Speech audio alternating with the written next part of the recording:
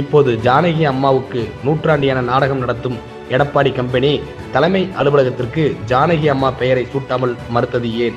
தலைமை அலுவலகத்திற்கு பெயர் சூட்ட விவாதம் எழுந்தபோது இருக்கின்ற 3 கட்டிட அடுக்குகளில் புரட்சி தலைவர் எம்ஜிஆர், புரட்சி தலைவி அம்மா, ஜானகி அம்மா பெயர் சூட்டலாம் என நிர்வாகிகள் கூறிய போது அதை எடப்பாடி மறுத்தது ஏன்?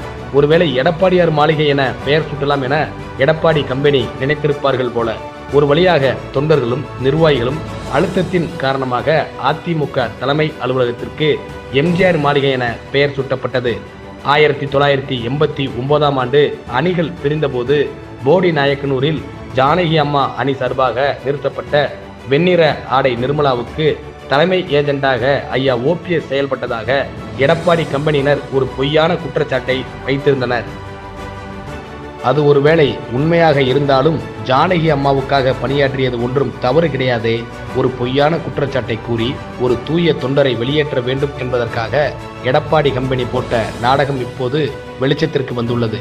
இந்த நிகழ்வுகள் எல்லாம் நடந்த பிறகுதான் புரட்சி தலைவி அம்மா அவர்களின் நன்மதிப்பை ஐயா ஓபிஎஸ் அவர்கள் பெற்றார் என்பது இந்த கருங்காலி கூட்டத்திற்கு தெரியாதா என்ன? தெரிந்திருந்தும் வீண் பழி சுமத்த வேண்டும் என்பதற்காக பொய் குற்றச்சாட்டை வைத்தார்கள் என்பது நாடறியும்.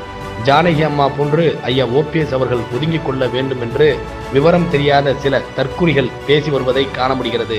ஐயா ஓபிஎஸ்ஐ தவிர்த்துவிட்டு அரசியல் செய்ய முடியாது என்ற விவரத்தை அறியாதவர்கள்தான் அப்படி பேசி கொண்டிருக்கின்றனர். எந்த இடத்திலும் ஜானகி அம்மாவை அங்கீகரிக்காத எடப்பாடி கம்பெனியினர் அவருக்கு நூற்றாண்டு விழா எடுப்பதற்கு எந்த தகுதியும் இல்லாதவர்கள். தப்பாகிவிடும் என்று ஒப்புக்காக நூற்றாண்டு விழா என்ற ஒரு நாடகத்தை அரங்கேற்றி மீண்டும் அனைவரையும் ஏமாற்ற நினைக்கின்றது இந்த எடப்பாடி கம்பெனி. எந்த இடத்தில் தூய தொண்டர்களாக ஐயா ஓபிஎஸ், வைத்திலிங்கம், மனோஜ் பாண்டியன் ஆகியோர்களை அவமரியாதை செய்தார்களோ அதே இடத்தில் ஜானகி அம்மாவிற்கு நூற்றாண்டு விழா எடுப்பதன் மூலம் உங்களது மனசாட்சியை உணர வைத்து ஒற்றுமைக்கு வழிவகுக்கும் காலம் வலிமையானது.